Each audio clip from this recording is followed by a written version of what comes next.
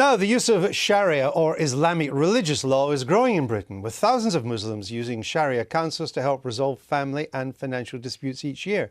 A new survey suggests nearly a quarter of UK Muslims would like to see Sharia councils given a more formal role.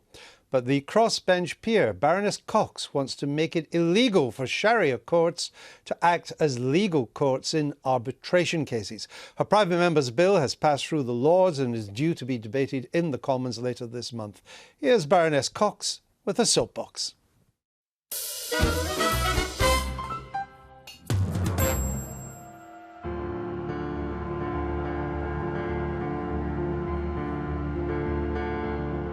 In Britain, for 800 years, since the signing of Magna Carta, we've had a fundamental commitment to the principle of one law for all and equality of access to that law, and that is now being undermined. I believe passionately in the freedom of religion and belief, but in Britain there is now a system of Sharia councils or courts which inherently discriminate against women and girls in ways that are causing a great deal of suffering. This is a moral maze which we must navigate.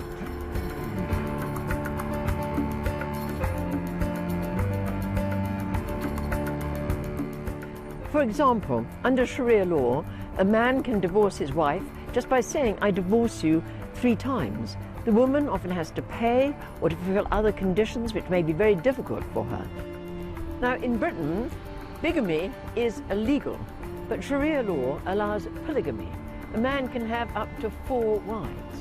And one of my Muslim women friends who's doing research into the plight of Muslim women in the West Midlands told me how women were sometimes married into polygamous marriages without even realizing there was already another wife in the marriage, and they are desperately unhappy.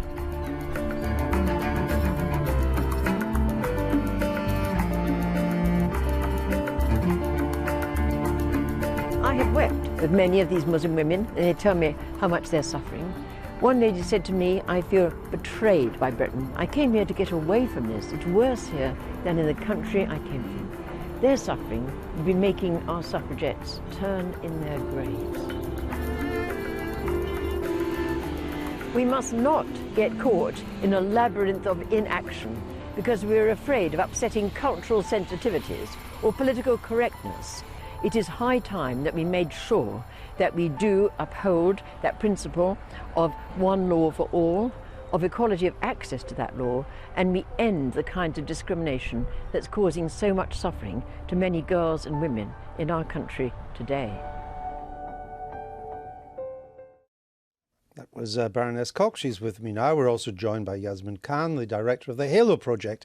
It's a charity that helps women victims of domestic violence, forced marriage in the northeast of England. Welcome to the programme. Let me come to you first, Yasmin, because you've heard what the Baroness has been saying there.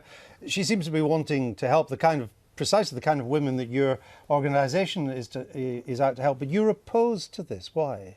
I think there's a range of reasons, and I'm accepting that there are problems within the Sharia system. That's not what the argument is. But if you look at the number of people who've actually used the Sharia Council, it's 80% of those are women. And whilst I welcome new legislation, such as the criminalisation of forced marriage, which was introduced in June 2014, I think what we need to be very careful is understanding, and there's a misconception about what this law suggests. It is very clear that the law of the land should be applied, and that should be overruled. So I think that's very important to mention that. That the law of the land should always be above Sharia law? Always should be above. Muslims are expected to abide by the law of the land. You say that 80% of women using it. Do we have evidence that the women are using the Sharia law because it's a conscious choice they're making, or because they feel that the norms and pressures in their community force them to go that way? They have at the moment the flexibility to use both. There are laws that protect them. So I think that's something that we need to consider. And there are movements within the Sharia councils to work and progressively modernise and regulate some of the systems. So we should be working with them, not working against them and introducing new pieces of law when it's unnecessary. What do you say to that?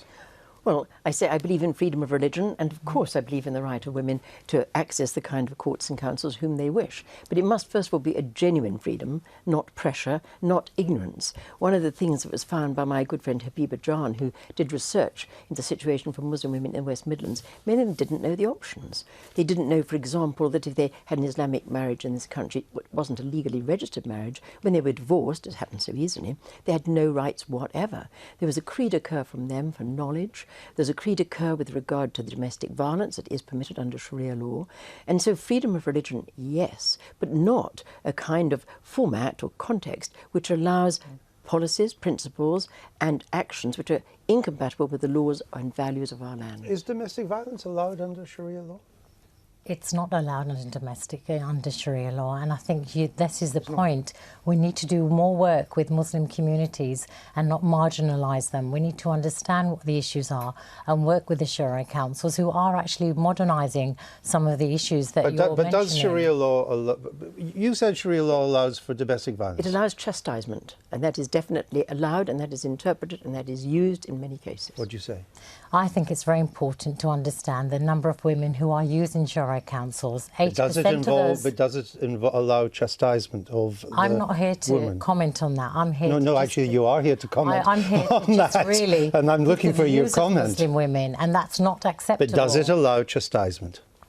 It does not. It allows freedom and it allows equality in certain respects. And I'm not saying that that's completely against what you're suggesting. All I'm saying, more dialogue has to be had with communities and especially Muslim women. All right, let me bring Jess Phillips in, because this is an interest of yours, isn't it? It certainly is. I mean, my heart sinks when a Muslim woman comes into my surgery and she believes she has a certain number of rights, and when she hands me the papers for a Islamic marriage, not a legal British marriage, my heart sinks, actually. And I have been through lots and lots of different cases with regard to custody, specifically issues around custody and issues around people escaping domestic violence within the context of Sharia law. And I have to say that I think we are in danger of sort of portraying domestic violence certainly being more prolific in Muslim communities. That is just simply not the case. It is everywhere. Right, but what's your point to Yasmin? Because we haven't got much time. If Sharia law in any way discriminates against women, if it allows rules that exist only for men and not for women to access, and if it allows the chastisement of a woman, it should be stopped. Those things need to be modernised. We've only got 30 seconds. I'll give you the final word. I agree, there definitely needs to be change, but I think we really need to be working with communities who are already looking to change and reform those councils. So I think that's the point I really want to focus on. We do need to have an understanding of what's important for them, and that's what I'm suggesting that we do. Work with the local communities and see how you can modernise the councils that currently operate. We'll leave it there. It probably won't get through the Commons, will it? Not this time, but we hope next time it will start in the Commons. Ah, I see. OK. I thank you both for being with me.